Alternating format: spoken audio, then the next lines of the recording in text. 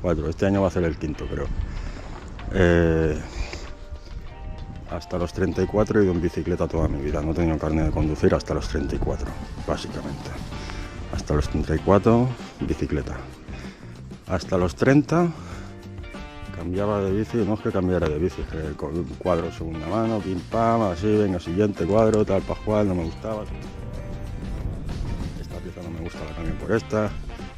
Y así, esto es lo que hacía con mis bicis, por eso Carlos Bici, porque no es que cambiara de bicicleta, simplemente ciertas piezas no me gustaban y las cambiaba y ponía otras. Y ciertas piezas no me cambiaban y tal, y el cuadro no me gusta y lo cambiaba por otro. Hasta los 30 años.